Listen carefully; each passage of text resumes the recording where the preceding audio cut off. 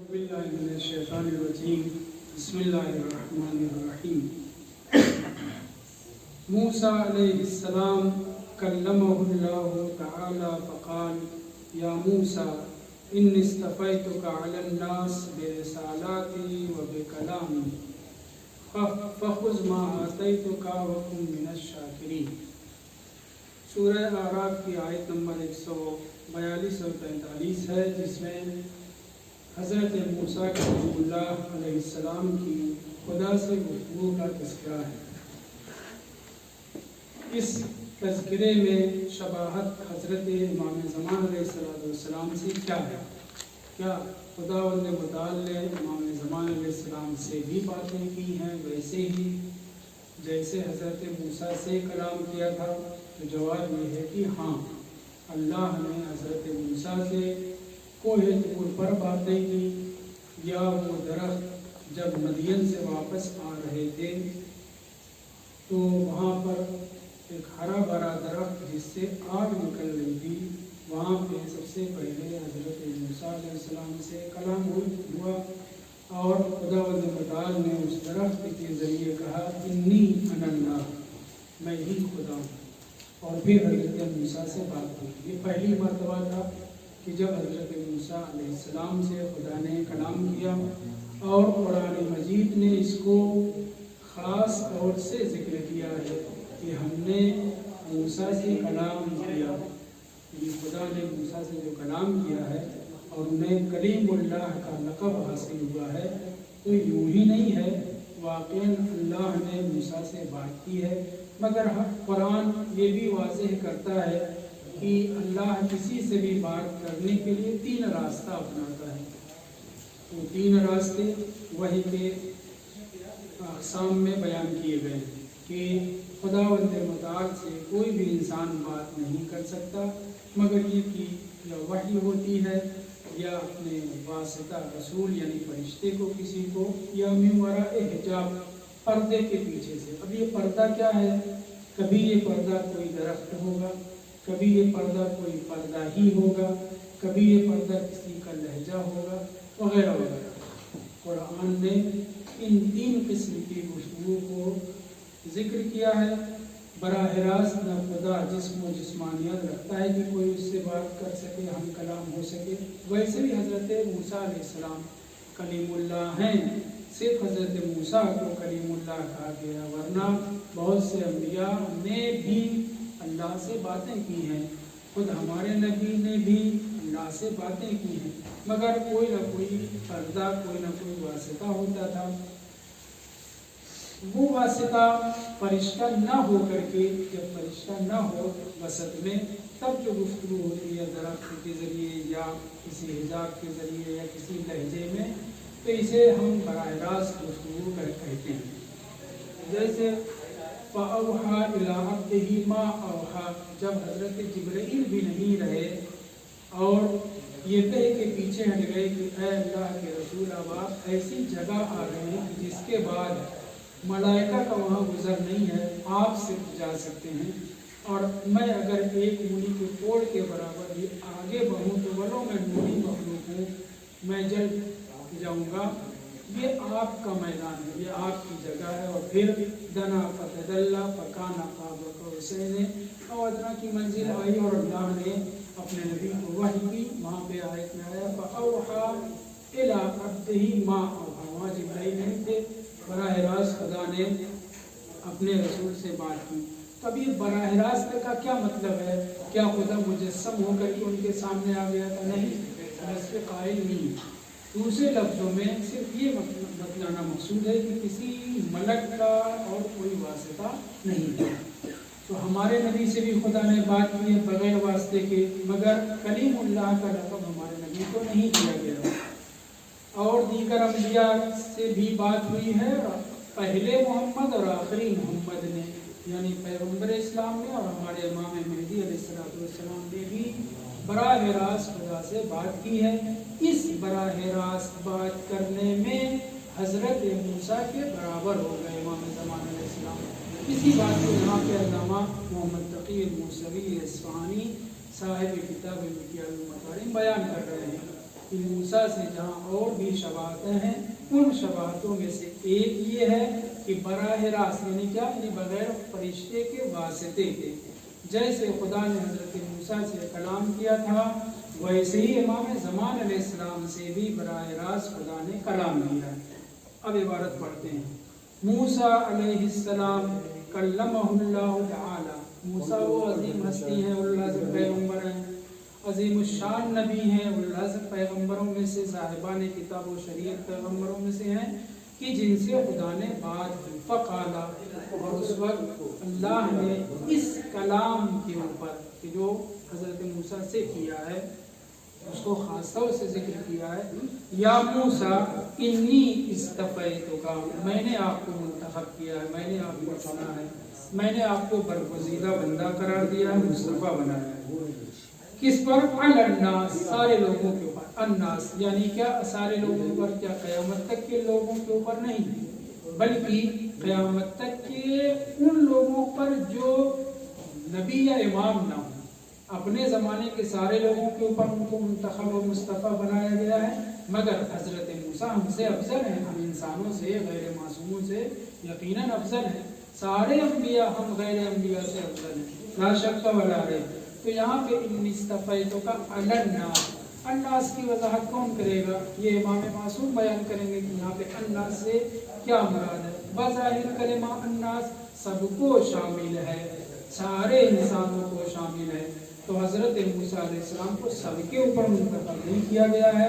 ہمارے ائمہ طاہرین علیہ السلام موسیٰ سے افضل ہیں، رسول خدا حضرت موسیٰ سے افضل ہیں، امیر المومنین جناب سیدہ بقیہ معصومین حضرت موسیٰ سے افضل ہیں۔ اس سلسلے میں گفتگو ہو بھی چکی ہے اور آئندہ بھی انشاءاللہ کریں گے۔ یہاں پہ کیا کہا جا رہا ہے؟ موسیٰ ہم نے آپ کو لوگوں کے اوپر مصطفیٰ بنایا ہے۔ یہ استفاء ایک مقصد کے تحت ہے، ایک مرتبہ استفاء یعنی منتخب کر لینا، ایک مرتبہ منتخب کرنا کسی مقصد کے تحت۔ یہاں بتایا جا رہا ہے کہ ہم نے جو آپ کو چنا ہے بے رسالاتی، اپنے پیغامات کو پہنچانے کے لیے آپ کو مصطفیٰ بنایا ہے۔ یعنی کیا؟ یعنی اس زمانے کے لوگوں کے اوپر حضرت موسیٰ نبی تھے، آج کے مسلمانوں کے اوپر حضرت موسیٰ نبی نہیں ہیں، مگر ہم انہیں نبی مانتے ہیں، کیونکہ ہمارے نبی نے کہا ہے کہ جو میری تصدیق کرتا ہے، مجھے مانتا ہے، وہ ان انبیاء کو بھی مانے جن کو ہم نے دیکھا نہیں ہے، جن کے ہم کو نام بھی پتہ نہیں ہے۔ حتیٰ قرآن نے کہا ہے کہ بعض انبیاء کے ہم نے داستان آپ کو بیان ہی نہیں کی ہے، لیکن پھر بھی 1,24,000 انبیاء کے اوپر ہمارا ایمان ہے۔ یہاں پہ کیا کہا جا رہا ہے کہ انی اصطفیتک، میں نے جو آپ کو چنا ہے لوگوں کے اوپر، تو کس لیے؟ بے رسالاتی و بے کلامی، ایک تو میرے پیغامات کو آپ کو پہنچانا ہے، الناس یعنی آپ کے زمانے کے جتنے لوگوں ہیں سب تک یہ آپ کو پیغام پہنچانا ہے، لہذا انتخاب حضرت موسیٰ یہاں عبارت میں محدود ہے، اپنے زمانے کے لوگوں کے اوپر آپ کو مصطفیٰ بنا گیا، کس لیے؟ تاکہ پیغامات الہی کو پہنچائیں۔ دوسرے وب کلامی، اور میں نے اپنے کلام کے لیے آپ کو مصطفیٰ بنایا، یہ عمومیت رکھتا ہے۔ یعنی کیا؟ یعنی جن انبیاء یا ائمہ نے خدا سے براہ راست بات نہیں کی ہے، بغیر واسطہ فرشتہ کے بات نہیں کی ہے، ائمہ سے ہٹ کر کے، ہمارے ائمہ سے ہٹ کر بقیہ سارے لوگوں کے اوپر حضرت موسیٰ کو منتخب کیا گیا ہے۔ کس چیز میں؟ بے کلام، یعنی میں نے آپ سے براہ راست بات کی ہے، آپ نے مجھ سے براہ راست بات کی ہے۔ دوسرے لفظوں میں کلیم اللہ میں نے آپ کو بنایا ہے، لوگوں میں کلیم اللہ آپ کو بنایا ہے۔ فَخُذْ مَا آتَيْتُكَ، جو آپ کو میں دستور، جو آپ کو میں پیغامات دے رہا ہوں، جو آپ کو کتاب دے رہا ہوں، جو 10 خاص احکام توریت وغیرہ دے رہا ہوں، فَخُذْ مَا آتَيْتُكَ وَكُن مِّنَ الشَّاكِرِينَ، اتنا بڑا مرتبہ آپ کو مل رہا ہے کہ کلیم اللہ بن گئے، اتنا بڑا مرتبہ مل رہا ہے کہ آپ الرسم پیغمبر آپ کو بنایا گیا ہے، توریت جیسی عظیم الشان کتاب آپ کو عطا کی گئی ہے، شریعت موسوی حضرت عیسیٰ کے آنے تک یقیناً کائنات کی سب سے بڑی شریعت، سب سے عظیم شریعت تھی۔ خدا کہہ رہا ہے کہ ہم نے اتنی نعمتیں، اتنی عظمتیں، اتنے منصب آپ کو عطا کیے ہیں، تو کن من الشاکرین، آپ شکر گزار بندوں میں سے ہو جائیے۔ جناب محمد تقی اصفہانی صاحب کہتے ہیں القائم عجل اللہ تعالی فرجہ الشریف کلمہ اللہ تعالی، ویسے ہی حضرت امام زمان علیہ السلام سے بھی خدا نے باتیں کی ہیں۔ کیسے؟ یہاں پہ کیا کہا جا رہا ہے؟ کلمہ اللہ تعالی، اللہ نے حضرت امام زمان علیہ السلام سے باتیں کی ہیں۔ اگر بات فرشتے کے واسطے سے کی جائے تو کوئی خصوصیت نہیں، ہر نبی کے وسیع سے، ائمہ تعلیم بقیہ سب سے خدا نے واسطے فرشتے کے واسطے سے بات کی ہے، تو یہ کوئی خاص بات نہیں ہوئی۔ دوسرے لفظوں میں جو حضرت موسیٰ کی خصوصیت ہے وہ کلیم اللہ ہونا ہے، نبی ہونا نہیں۔ نبی 1,24,000 ہیں، رسول ہونا نہیں، 313 رسول ہیں، اولوالعزم پیغمبر ہونا نہیں، اور بھی ہیں۔ یہاں گفتگو ہے کلام کی، خاص بغیر واسطے کے، بغیر واسطے فرشتگان کے بات کرنا، یہ اہمیت ہے، یہ خصوصیت ہے حضرت موسیٰ کلیم اللہ کی۔ ویسے ہی خداوند متعال نے امام زمان علیہ السلام کی ولادت کے بعد اپنے دو خاص فرشتے جبرائیل اور میکائیل علیہ السلام کو بھیجا، اور وہ امام حسن عسکری علیہ السلام کی آغوش سے امام زمان علیہ السلام کو لے کر کے گئے۔ کہاں لے کر کے گئے؟ آگے خود روایت میں بیان کیا جا رہا ہے، حین رفع الی سرادق العرش۔ سرادق، سرادقات، یہ دو کلمہ استعمال ہوتا ہے، کبھی ساق عرش کہا جاتا ہے، کبھی سرادق عرش کہا جاتا ہے۔ ساق پڈلی کے معنی میں جانتے ہیں، لیکن کائنات کی پڈلی کا مطلب کیا ہے؟ یعنی چوب، یعنی وہ ستون، وہ کھمبا جس کے اوپر عرش قائم ہے۔ اور یہ ہمارے گھروں کی طرح سے یا اس بلڈنگ کی طریقے سے نہیں کہ کوئی کھمبا ہو عرش اعظم کا، نہیں، وہ نوری کھمبا ہے، وہ بغیر عمد ترونہا۔ اس کے اوپر گفتگو ہو چکی ہے کہ اللہ نے اس کائنات کے اوپر جو عرش کا سائبان ہے، جو آسمانوں کا سایہ ہے، یہ یوں ہی نہیں رکھا ہے، بلکہ ان کو ستونوں پر قائم رکھا ہے، مگر ایسے ستون جنہیں ہم دیکھ نہیں پاتے۔ اب یہاں پہ سرادق عرش کے استعمال ہوا ہے، ساق عرش استعمال نہیں ہوا ہے، تو اب ہم کو سرادق کیا ہے اس کو سمجھنا ہے۔ تو روایت میں تو لفظ اس طرح سے کبھی سرادقات العرش جمع کے سین کے ساتھ، کبھی سرادق العرش، جیسے یہاں پہ مفرد استعمال ہوا، اس سے مراد عرش کا خیمہ ہے، اضافت ہے، سرادق العرش مضاف ہے، عرش کا خیمہ۔ ایک مرتبہ عرش ہی خیمے کی طرح سے ہو، سرادق کے معنی وضاحت کرتے جنہوں کہا نہیں، ترجمہ کر دیا سرادق، خیمے کی شکل ہونا۔ اب وہ خیمہ چاہے گول ہو اور چاہے مستطیل ہو، مختلف طریقے کے خیمے ہوتے ہیں، لمبا، جیسے عراقی لوگ اربعین وغیرہ کے اوپر جو بناتے ہیں لوہے کا اور اس کے ترپال وغیرہ کا، اس طریقے کے بھی بڑے بڑے خیمے کو سرادق کا لفظ استعمال کے لیے کیا جاتا ہے۔ تو عرش کے خیمہ یا عرش کا خیمے کا مطلب کیا ہے؟ یعنی یا تو یہ عرش جو عظیم ترین بلندی پہ جس کو معصومین بیان کر سکتے ہیں وہ خیمے کی شکل ہے، چاہے وہ گول خیمہ ہو چاہے مستطیل خیمہ ہو۔ یہاں پہ روایت میں یہی کہا جا رہا ہے کہ ان خاص فرشتوں کو خداوند متعال نے بھیجا ہمارے امام کو پہلے دن ولادت کے، اور انہیں عرش کی منزل پر عرش کے خیمے کے پاس لے جایا گیا۔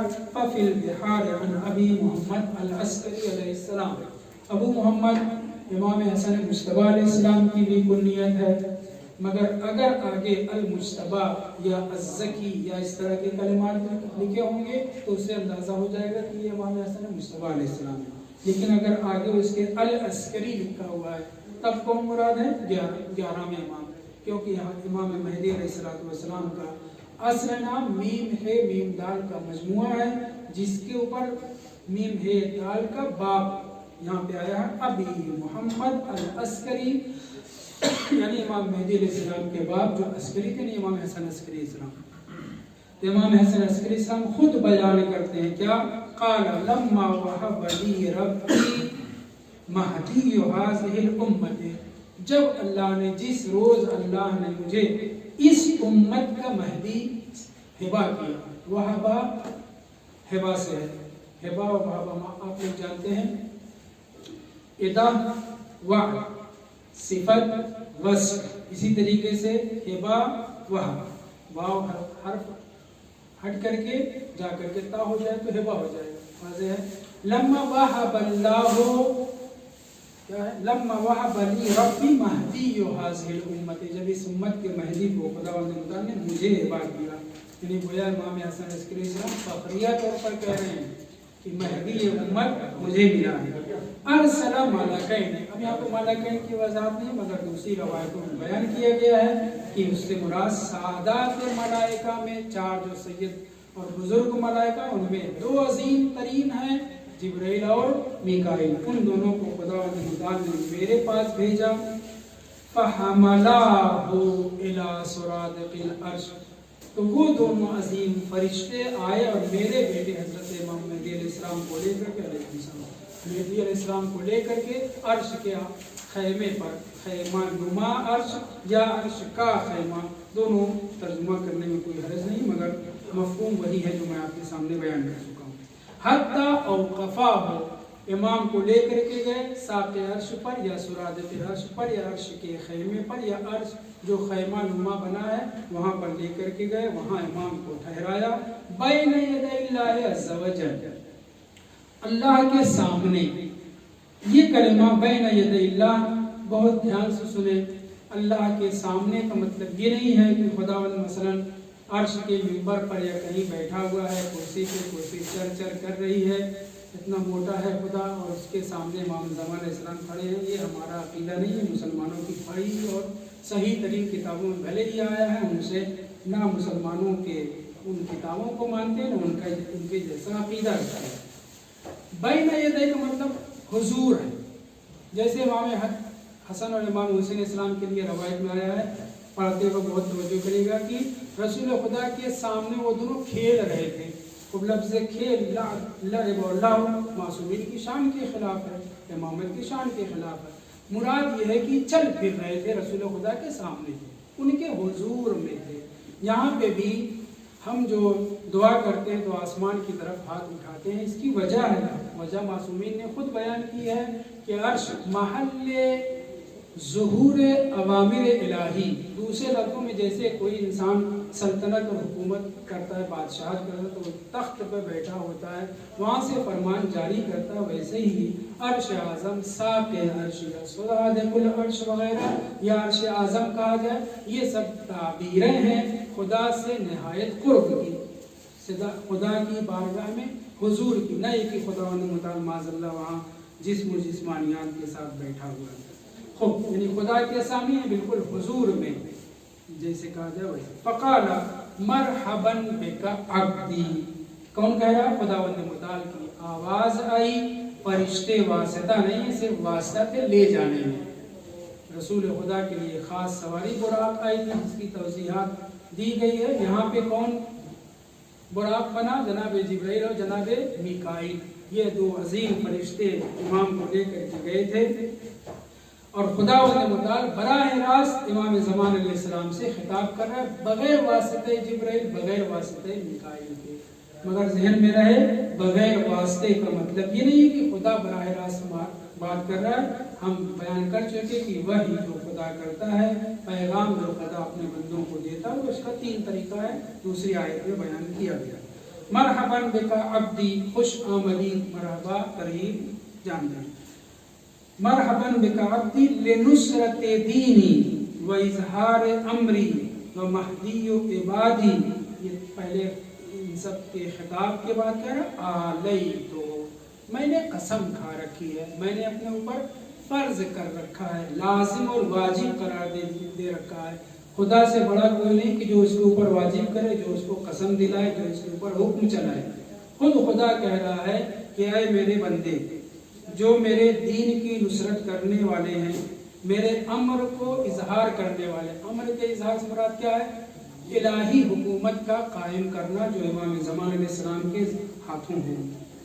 وہ مہدی و عبادی، میرے سارے بندوں کے مہدی، ہدایت گر بھی اور ہدایت یافتہ بھی. مہدی کا ترجمہ مہدویون تھا. آپ حضرات نحو اور تعلیل وغیرہ سے واقف ہے، مفعول کا صیغہ ہے.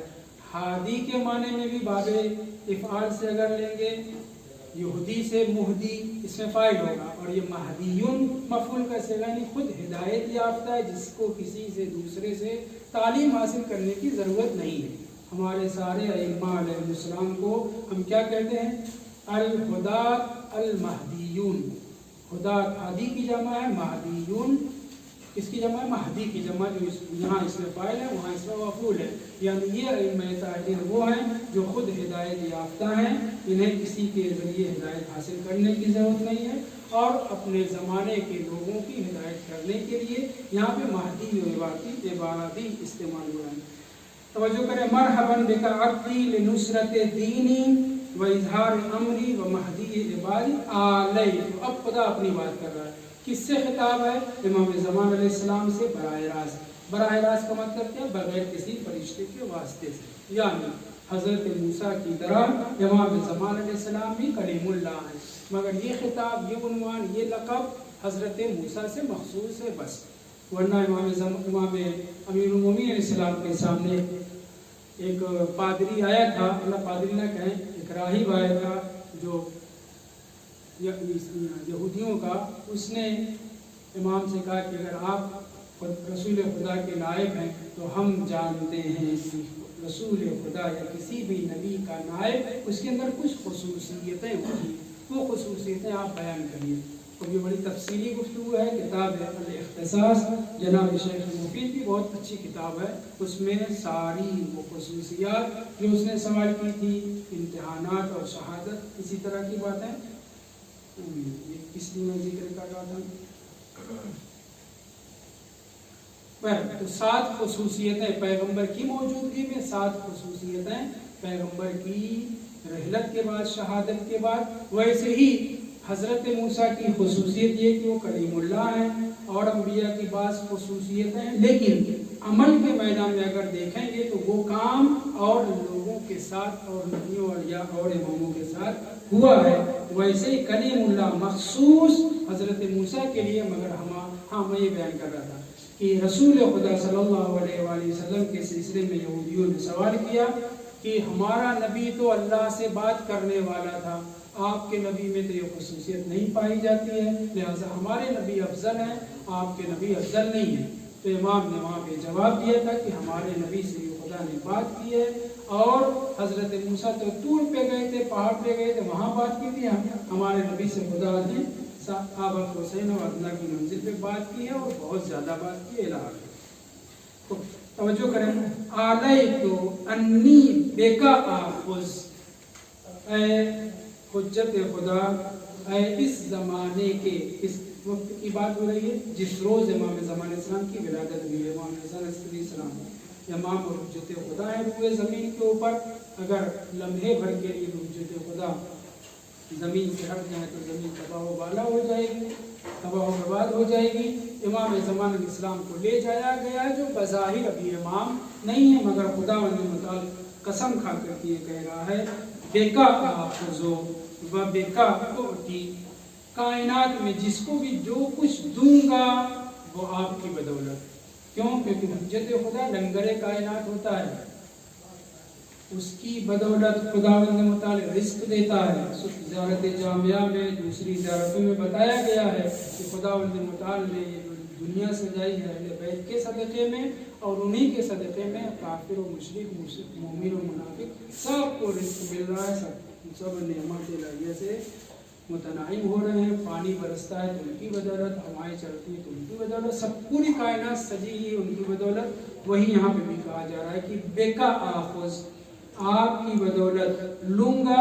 اب لینے سے کیا مراد ہے؟ ایک مرتبہ یہ ہے کہ جس کا بھی اعمال قبول کرنا ہے وہ میں آپ کی بدولت، آپ کی محبت، آپ کی ولایت کا قائل ہوگا تو اس کی عبادتوں کو قبول کروں گا، ان کے سوالات کا جواب دوں گا۔ وہ بیکا ہوتی سے پتہ چلتا ہے، اور آپ ہی کی بدولت جسے نوازنا ہوگا نوازوں گا۔ وہ بیکا اغفرو و بیکا اعذبو، آپ ہی کی بدولت جس کو چاہوں گا عذاب دوں گا۔ یعنی کہ بدولت عذاب دینا یہ تو بھدی بات ہو گئی کہ کسی کی بدولت کسی کے اوپر سزا ہو، کسی کے اوپر بلا نازل ہو۔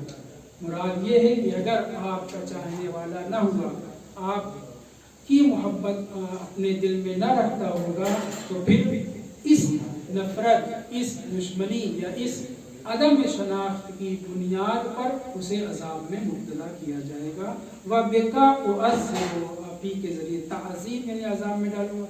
आगे भी इबारत है,